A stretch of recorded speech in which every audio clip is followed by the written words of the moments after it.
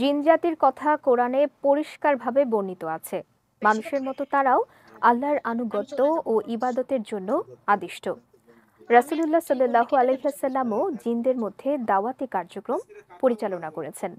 জিনদের একটি দল যেভাবে ইসলাম গ্রহণ করেছিল তা নিয়ে বিস্তারিত দেখুন শেখ তাসফিয়া করিমের ডেস্ক রিপোর্টে।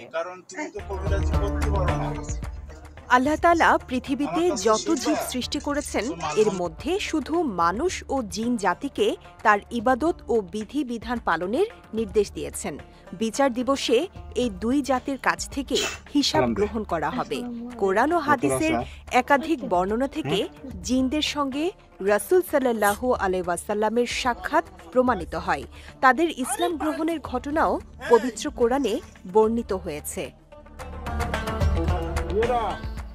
মহানবী হযরত মুহাম্মদ সাল্লাল্লাহু আলাইহি ওয়াসাল্লামের নবুয়ত প্রাপ্তির আগে জিনেরা আসমান পর্যন্ত যেতে পারত। তাতে তাদেরকে কোনো বাধা দেয়া হতো না। কিন্তু মহানবী সাল্লাল্লাহু আলাইহি ওয়াসাল্লামের নবুয়ত লাভের পর তাদের আসমানের কাছে যাওয়া বন্ধ করে দেয়া হলো।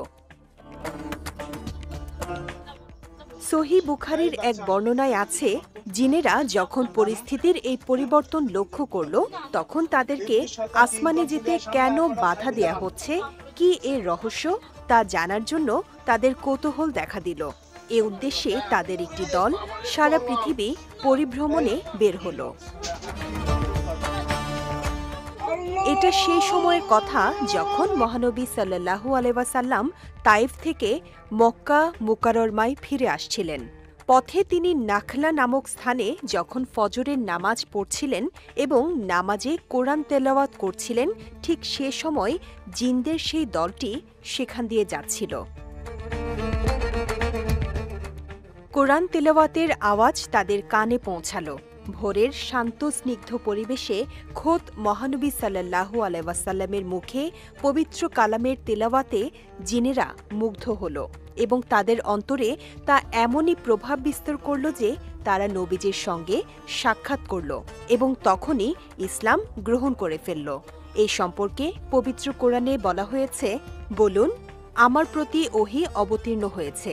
জিনদের একটি দল মনোযোগ দিয়ে কোরআন শ্রবণ করেছে এবং বলেছে, আমরা এক বিস্ময়কর কোরআন শ্রবণ করেছি যা সঠিক পথের নির্দেশ করে, ফলে আমরা তাতে বিশ্বাস স্থাপন করেছি। আমরা আমাদের প্রতিপালকের সঙ্গে কাউকে শরিক করব না। তারপর তারা নিজ সম্প্রদায়ের কাছেও ইসলামের দাওয়াত নিয়ে গেল। সেই রাতের ঘটনার জন্য রাতটিকে লাইলাতুল জিন বা জিনদের রজনী বলা হয়। শেখ তাসফিয়া করিম, বিজয় টিভি, নিউজ ডেস্ক।